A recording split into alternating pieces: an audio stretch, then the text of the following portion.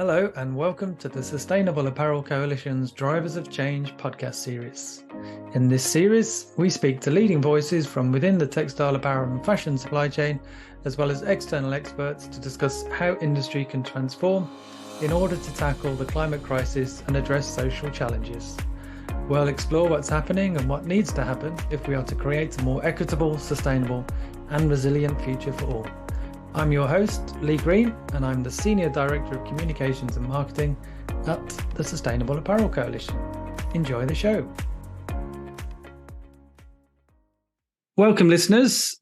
You're in for a real treat today as I'm joined by Baptiste Carriere-Pradal, co-founder and director of 2B Policy, which specializes in anticipating and integrating legislative discussions into business decisions, especially those around sustainability.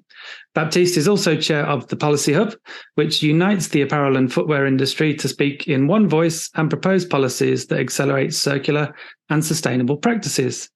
Welcome, Baptiste. It's a pleasure to have you on the podcast today. Thank you, Lee. Thank you for having me here, and welcome to everybody who's listening. Thank you. Jumping straight into a topic that is, I think, fair to say, dividing opinions at the moment. That being the EU Commission's Substantiating Green Claims Directive, which was published only last week on March 23. Now, there has been a lot of noise leading up to the EU Commission's announcement. So, Baptiste, let me start at the beginning and ask, what was the hope and ambition for the directive?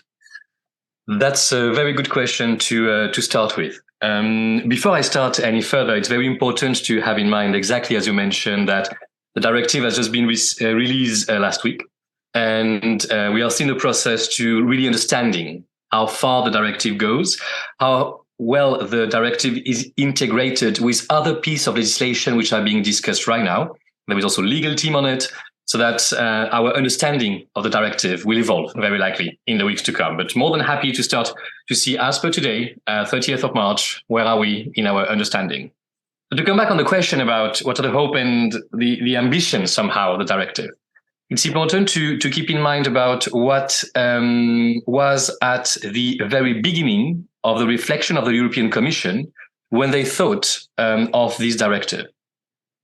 More than 10 years ago, actually, in the EU market, we start flourishing products that had diverse level of environmental promises to their customers regarding their environmental performance.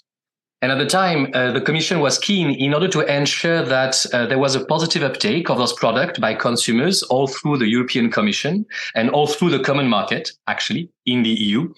That they wanted to create a common market for green product. That was the title at the time, where the ambition was to ensure that by having a common understanding about what green means in a certain way and what qualifies legitimately as a green product, therefore to have this standard understanding all across the member state of the European Commission and all across the common market, those goods could cross easily borders and be more easily picked up by consumers, and hence starting to have a very much positive effect about the uptake of product, let's say, with a lower environmental impact.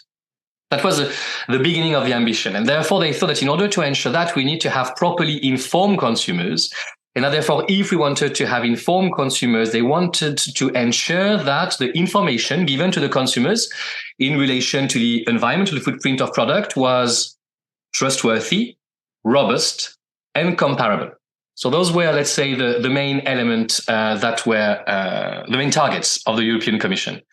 Therefore, when they started to discuss at the time, which was not a directive, which was a regulation, so to say that initially they wanted to have a single law to cover all member states, those were the ambition. And they also wanted to tackle the proliferation of labels. They also identified that there was way too many labels for consumers to be able to properly understand how good is a product. So for instance, if one label say low carbon footprint, another label talks about the low water footprint, another one talks about the recycled material, another one talks about the betterment in the process, that is very, very complicated for an average consumer to properly understand which one is best. Which one actually tells me that this is the product that I need to go for should I want to reduce my environmental footprint? So therefore, the also open ambition of the directive was not only to give comparable, trustworthy, and robust information to the consumer, but also to tackle the proliferation on labels and ideally to reduce them. So those were the target of the Commission. They were even more reinforced in this direction after having done a survey a few years ago that showed that indeed many of those labels were actually not properly substantiated, meaning there was no real science behind those labels. So that was a bit the situation and the ambition of the Commission when they wanted to embark in this journey, which was a long journey also before going further. We've been expecting the directive for 3 years. So as you gently introduced to your listeners, that not only it has been very much expected, it is very much debated now, but it has been debated for many years in the past. And it's definitely a very, very complex topic. Okay, great. Thank you for that informative scene setter. And so moving forwards to the publication and the initial response, I was reading an article on the Financial Times website, for example, that talked about how the rules aimed at preventing greenwashing have been attacked by consumer and environmental groups for being watered down and, as you mentioned, too vague to have an impact. Also, the Environmental Coalition on Standards, an international NGO that I'm sure you're familiar with, has come out and been quite critical, saying the proposed legislation opens the way for companies to cherry pick methodologies. Meanwhile, we at the Sustainable Apparel Coalition have commented that we believe it's a missed opportunity and that the directive does not mandate the standardized and clearly defined framework based on scientific foundations, and that it actually fails to provide the legal certainty for companies and clarity to consumers. Of course, on the flip side, some have commented the directive is a good thing and that it will help to stop companies making false claims about the sustainability performance of their products. And of course, that's not just specific to textiles and apparel. But Baptiste, in your opinion, how will the directive help ensure that brands and the industry are not greenwashing consumers and stakeholders? And do you think the directive will be effective in its aims? When we talk about the importance of the directive, it's already important to have in mind what's already available. Lately, indeed, before going also in this particular directive, we have all witnessed a crackdown on greenwashing. We've all seen, may that be Lufthansa lately, which was also accused of greenwashing, where many different players also in our sectors were accused of such. They were all accused of greenwashing based on a document which is already available, which is called the Unfair Commercial Practice Directive, which is a guideline, which is slightly different. We inform jurisdiction all across the European Commission on how you should ask brands, or how you could ask a brand to justify the claim or to evaluate if an environmental claim is legitimate or not. So therefore, it's very important to have what's existing today and what is the added value that the directive provides. So therefore, coming back on the general sentiment of ensuring that, is this directive ensuring that claims are robust? Yes. This is more or less today what we can witness when we look at the expectation, where they clearly ask that everything you provide needs to be based on scientific evidence, that it needs to be managed by a certification scheme which has itself very solid and robust governance, including proper conversation with stakeholders and complaint mechanism. And it asks also for third-party verification of the claim to make sure that therefore self-claims are not recognized anymore, etc., etc. But those things technically are already present in the Unfair Commercial Practice Directive. So they are made law, therefore they are much more strongly imposed, but in terms of content, there is not a massive change. So therefore, if I come to, you rightfully mentioned ECOS, one of those NGOs, which has been, for instance, saying that one of the risks today is that company will be able to cherry pick the methodology. That's completely true. And that's where one of the issue happens, that today, if this law was made, it was to make sure that there is a much more clearer understanding about how do you need to substantiate one of your claim. I don't have to come back on the challenge that has been rocking our industry for years regarding what type of data can be used to substantiate a claim. So if you want to talk about the environmental impact of your cotton T-shirt, how should you measure the impact of the cotton itself? How granular do you want to be? So without being too technical, the idea was that, therefore, there was a lot of conversation about how you should evaluate the impact of material and what type of methodology can you use. And therefore, here, the issue today that we face is that different countries had different understanding about how robust one methodology should be and what type of solid secondary data do you need to have. So when you look at the document, they briefly touch about it. Virtually for secondary data, they say it needs to be robust. Okay, why not?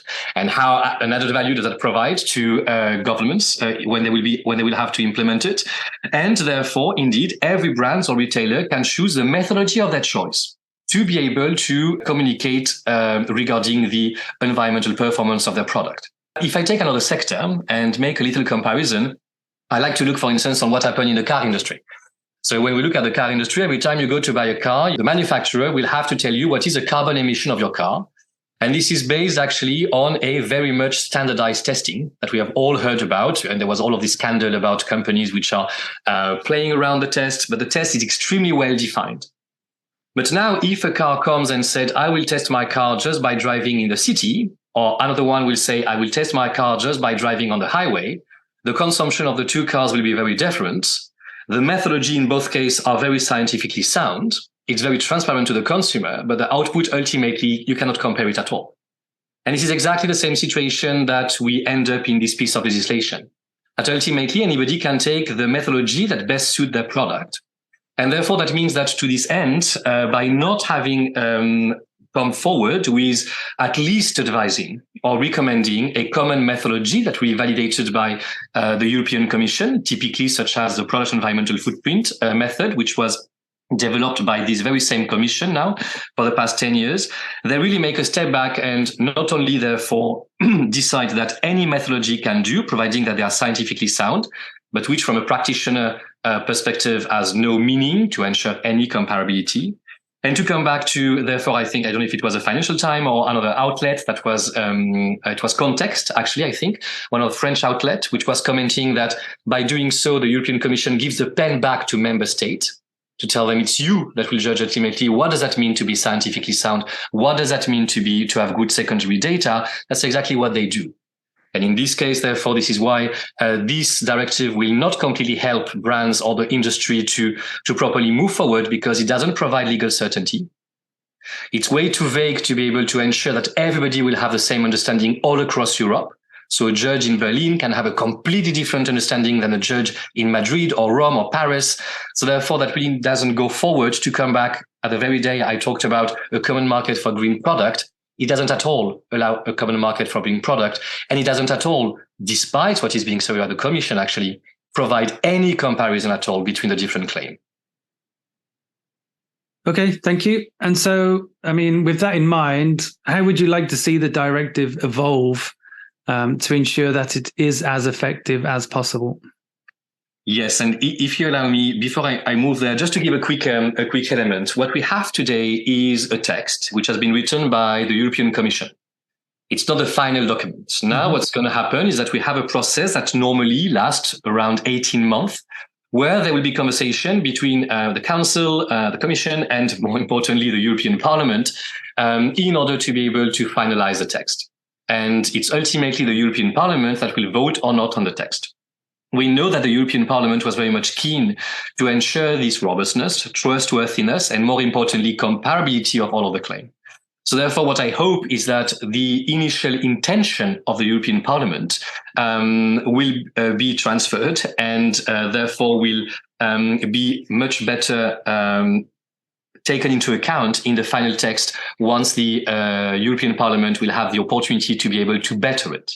Because it's important to keep in mind that this notion about tackling greenwashing, despite what many people may think, it's also extremely important for the industry.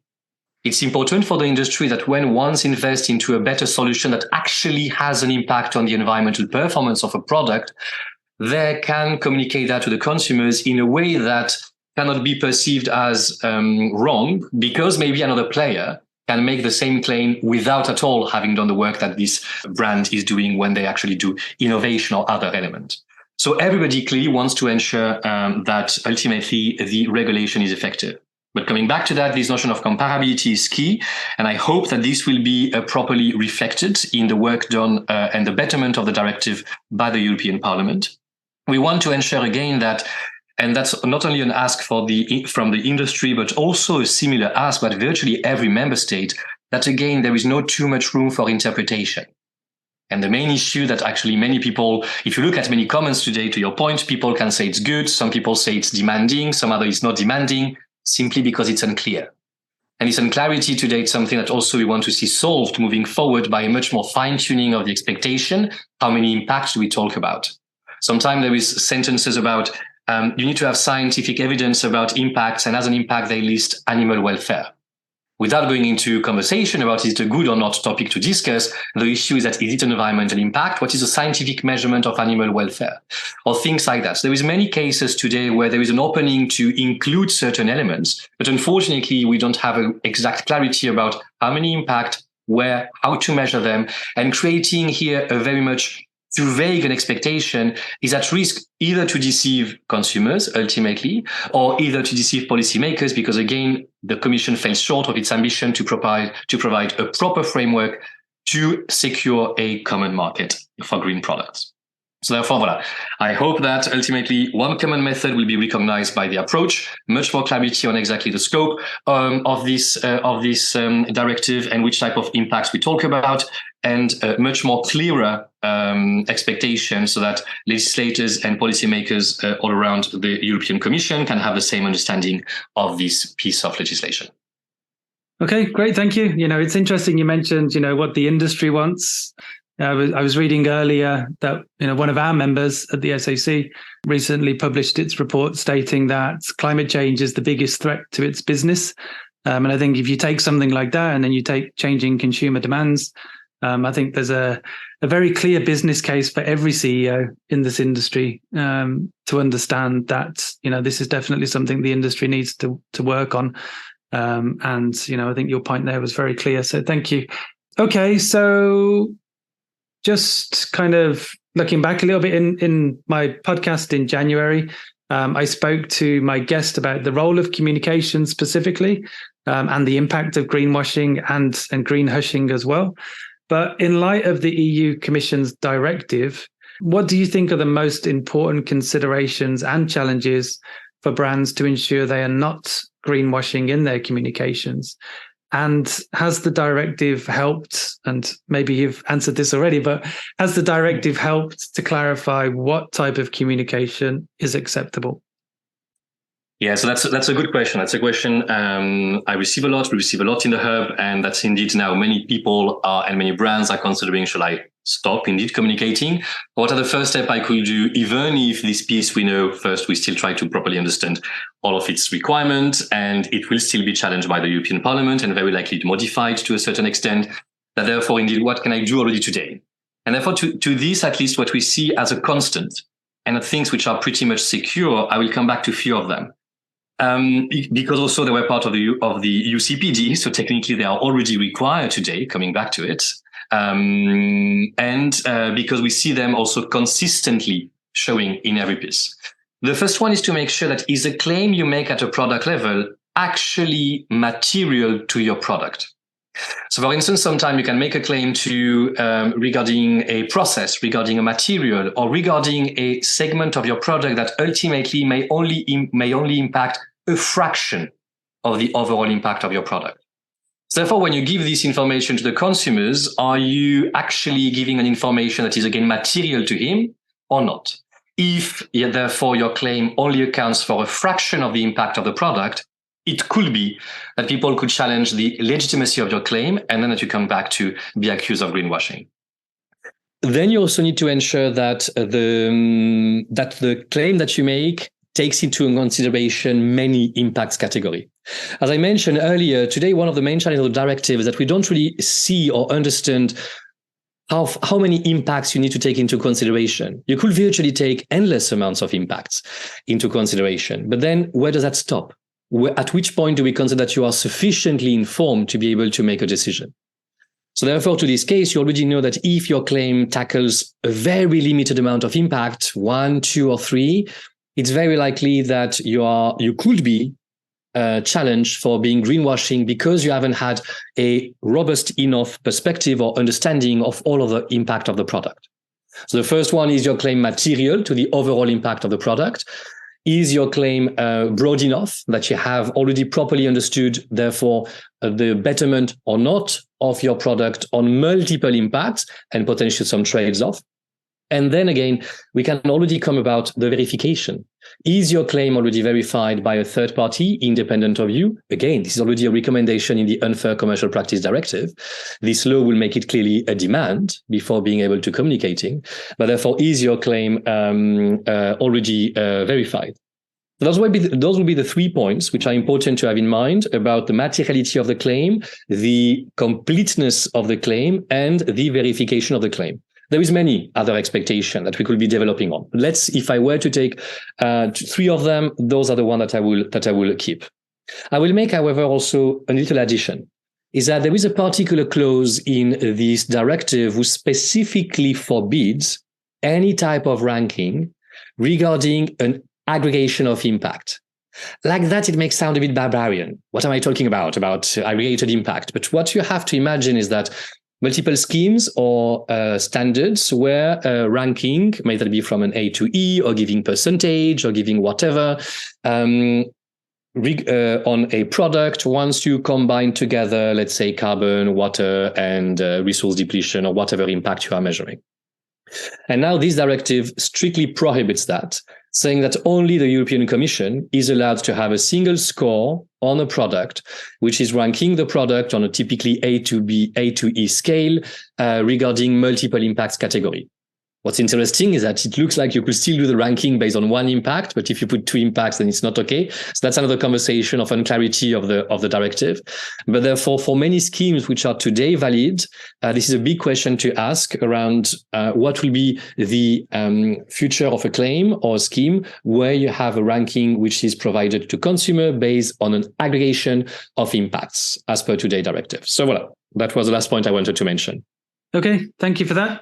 Now, a little history lesson. The term greenwashing originated in the 1960s when the hotel industry devised, I guess, one of the most blatant examples of greenwashing when they asked guests to reuse towels to save the environment. More recently, we've seen companies in energy. You mentioned airlines earlier. You have banking, food, and even furniture companies, to name just a few, that have been criticized for greenwashing.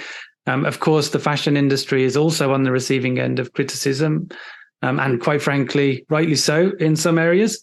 But in your opinion, Baptiste, does the fashion and textiles industry have more of a problem with greenwashing than other industries? And if so, why? We have more of a problem, but just simply because we are more visible. In the sense that the textile industry, we know already a lot, is an industry which is first picked a lot by policymakers because it's talked a lot, because people understand. Many of the brands in our industry are very well known. I'm currently holding a pen. Not many people know pen brands, and so therefore there is less of an issue there. But if you talk about clothing, everybody is very likely to know the 30, 40 best or most known clothing brand in the globe. So therefore, to this end, that means that yes, we have more of a problem, but simply because we are more exposed, not because of our practices. At the same time, one could argue that in a sector where innovation is still present on a certain segment of the sector, particularly thinking about sports or other segment, that very little difference is made between one white T-shirt and the other one. So therefore, it's true that the marketing component of our sector may have also amplified the issue of greenwashing, because you really want to be able to claim that your white T-shirt or your white shirt is better in whatever aspect than the competition. And this may have indeed amplified this issue of greenwashing for our sector. But because, let's say, of the scrutiny of greenwashing for our sectors, this means that now it's indeed a double responsibility for fashion and textile brands, retailers and manufacturers to be very much aware of those legislation, because they are much more likely potentially to be accused of greenwashing, again, coming back to it, just because of the overexposition of our sector to the issue of greenwashing. Okay, good stuff. Thank you. And so to close out, I always like to ask my guests the same question. So are you optimistic about where businesses are heading? And what changes and improvements do you think the industry should prioritize to ensure they are reducing their impact on the world? That's always a very good question to end up with. What type of? I will start by the second half of your question regarding what could company do, and by doing so, what I will do is that if I take a step back and if I look at all of the pieces of legislation which are currently being discussed, we know that in order to answer them, there is a couple of themes that are popping up in all of this legislation, common themes which are popping up. The first one is always about a much better traceability system, in the sense that knowing much better where your material comes from, knowing much better the origin of your raw material, what each and every step of the process, where has it been dyed, where has it been knitted or weaved, etc., etc.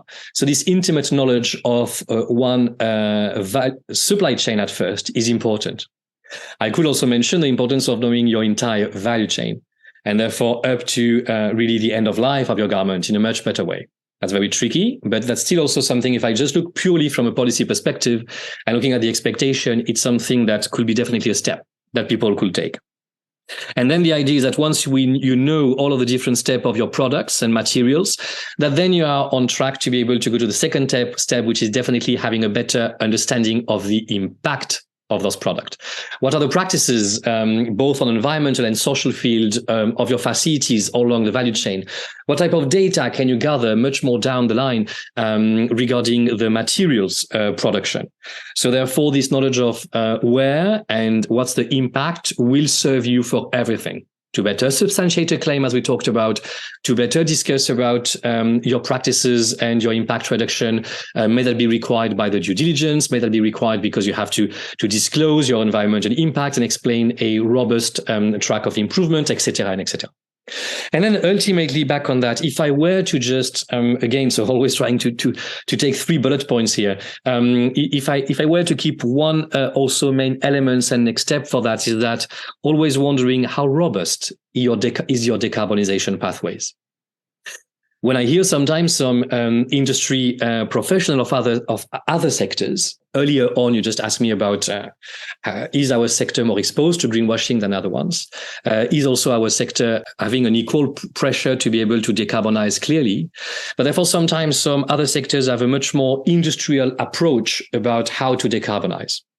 And this is something that, therefore, our sector can reflect further about how robust is its decarbonization pathway, and more importantly, how robust is the decarbonization pathways of each and every actor along the chain. How robust is the decarbonization pathways of certain fiber producer? How robust is the decarbonization pathway of certain processes, etc.